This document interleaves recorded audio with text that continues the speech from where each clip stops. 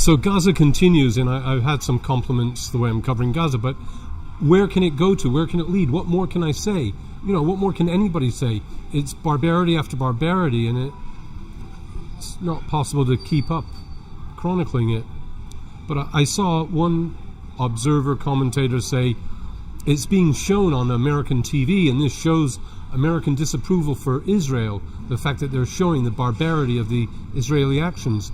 But in truth, I don't agree. In truth, this is a message, a subliminal message to the whole world, and that is that Jewish supremacy rules. And this is the consequence of not succumbing to it, of not accepting that there's a Jewish supremacist elite that runs the world, and we have to follow their dictate. Otherwise, there's the most heinous, barbaric crimes committed against people. That's the message that Israel's giving. It's acting with impunity. It always acts with impunity. Normally, that's limited to the puppet elites that run our countries. They learn the hard way, but it's shielded from the public. But now it's out in the open, and we all get to see how they really act. They hit a UN school, and of course apologize for it. But they dictate the way the world is run. The sooner we realize that, the better.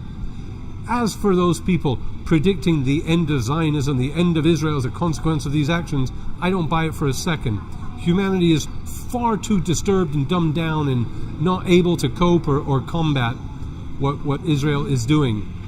So I don't see it being the end of Zionism at all. Only blood and fighting will stop the barbarity. We've become disenfranchised, those of us under direct Judaic control. They've ensured that there's enough genetic diversity that none of us are attached or have any kinship to each other. This is the basis of Judaism. The Muslims went a bit astray and didn't allow that, and allowed tribes and clans to foster. And so, that's got to be jumped on. But as a consequence of us being so psychologically disturbed from being uprooted and disenfranchised from everything, there tends to be a Judas in every crowd.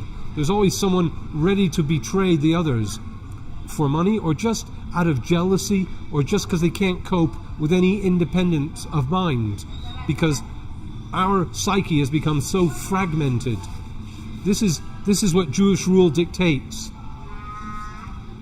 So we've got barbarity out in the open, and we've got those that think out of the box being attacked by these mongrels that we are, that live in the big cities, that are mercantile, alienated factories, where we live in fear and seek monetary gain from one another, and have nothing in common with one another except for our most immediate family.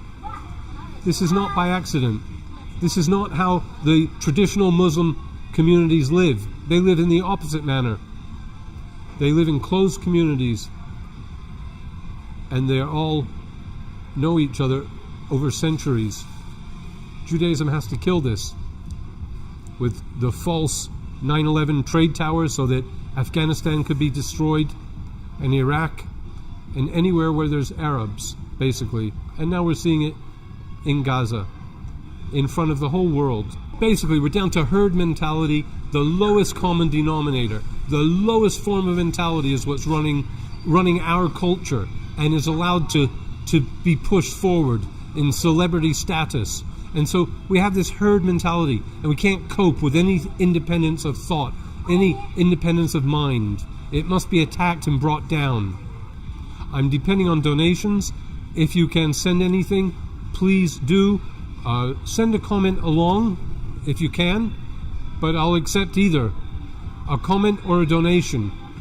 Thank you.